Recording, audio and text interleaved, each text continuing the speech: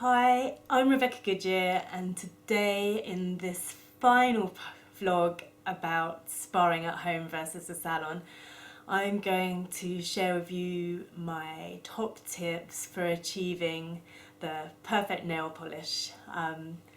So a lot of my friends, they go and get their nails done fairly often, and it's probably the thing that they spend the most money on, I'd imagine anyway. A lot of them don't go in for facials and body treatments, which is something I'd much rather have over getting my nails done every day. I think I can do my nails at home pretty well myself. But a lot of my friends, they complain that, oh, it never lasts as long when I do it at home compared to the salon, or it never looks as good, or, you know. So then when I start asking them questions like, oh, well, how many coats do you put on? And they're like, oh, one. And I'm like, well, what top coat do you use? None. And so, you know, when you're doing your nails at home, it pays to invest a little bit of time and in a few good products. So the products I'm going to talk about today are from Zoya, which is a brand available on the Lucy Rose website. I have sorry, they both look pretty similar and the bottles are a bit worn out. There's the Anchor, which is the base coat, and the Armour, which is the top coat. And I have a lovely colour called Reagan that I got to go on holiday last year. So yeah, I will always use my base coat and my top coat. It's how you get it to last for such a long time. With these, I can sometimes get my manicure to last almost a week, I'd say. And then, yeah, I might have to do the occasional top up on the tip. But yeah, I'd say it lasts about a week, which is pretty good going. I've had some manicures from salons that haven't even lasted that long. So yeah, I'm happy with that. So tips for preparing your nails. Obviously make sure they're a good length, the length you want them to be. File them to the shape you want them to be. I kind of go in for quite square finishes, but it depends on how long my nails are at the time. Sometimes I can go for oval shaped, but at the moment they're pretty short-ish, so they're all square. It's a lot more easier for me if they're square as well, in terms of typing, catching them on stuff and all that. I think square is just a bit more sensible for me. I always apply a cuticle oil to the nail bed. Recently I have been using the Lavea almond oil, organic almond oil rich in vitamin E. So just apply it to the base of each nail. I've already done it in this instance. And make sure your nails are clean. And I mean, that sounds obvious, but yeah, always make sure your nails are clean when you're going to give yourself a manicure.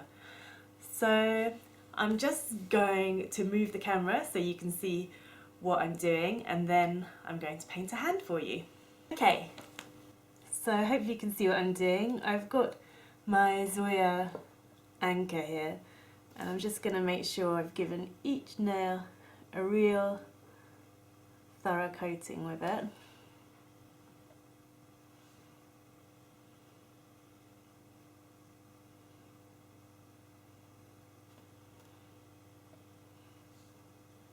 Now I like Zoya a lot. I think they're a 5-3 brand if I'm not mistaken, and I was really pleased to find them because prior to that I was using OPI, but actually OPI have improved their formulas since the time that I'm talking about, and they now do 3-3 and 5-3. But yeah, I'm a big Zoya fan. So I'm just going to leave that to dry for a couple of minutes.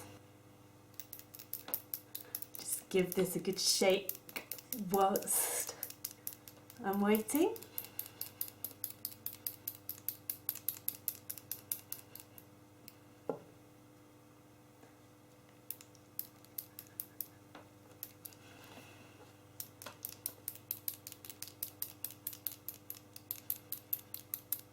Okay, think that's probably dry enough. Yeah, it feels dry enough.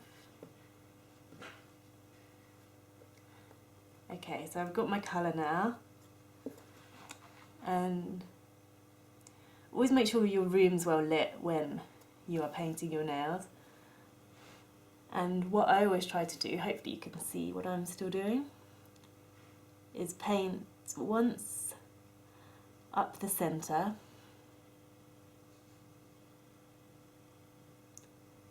once down one side, although I just did that twice, and then once down the other side, and then you can kind of finally go over any bits that you've missed. Now I know that manicurists tend to keep away from the edge of the cuticle, but I tend to go as close as I possibly can, just because it means it will last longer in terms of nail growth.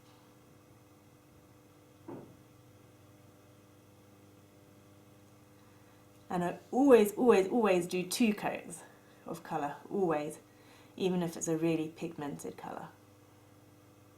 Just because it lasts longer, it has more staying power. So just really firm and even strokes, and never have too much product on your brush, because that's when you get the gloopy bits. And I always find it easier to turn my thumb like so, so it's flatter and you can get at the other bit easier. There we go.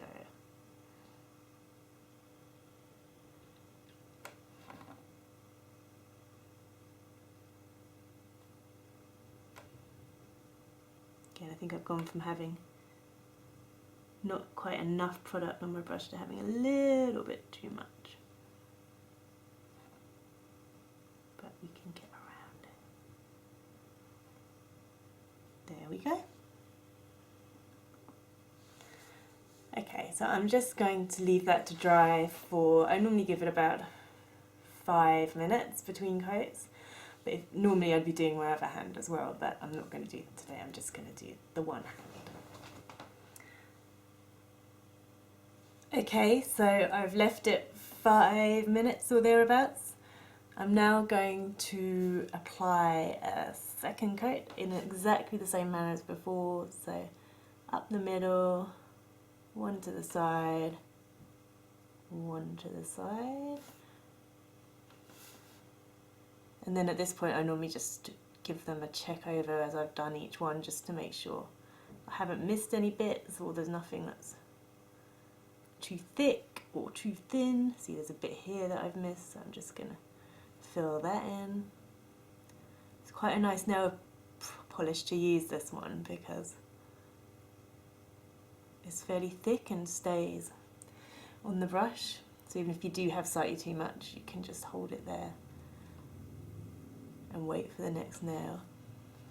Again, I'm no professional manicurist, but I think I do an alright job.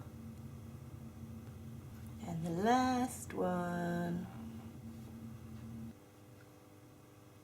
Again, I've gone from having not quite enough to do my thumb to having a little bit too much. Just spread it out. There we are. Okay, I'm just going to wait another 5 minutes and then it will be time to put the armour coat on, which is the top coat from Zoya. Okay, so I've left them for another 5 minutes and I'm just going to finish off with the armour, which is the top coat from Zoya. Exactly the same manner as I did the other coats, one up the middle, one to the right and one to the left. Just make sure you get your tips completely covered, because obviously that's where you're likely to experience chipping. And there you have it. That is how to paint your nails at home. For my Toenails, I would do exactly the same thing, and my top tip for when you're painting your toenails is to always use toe separators.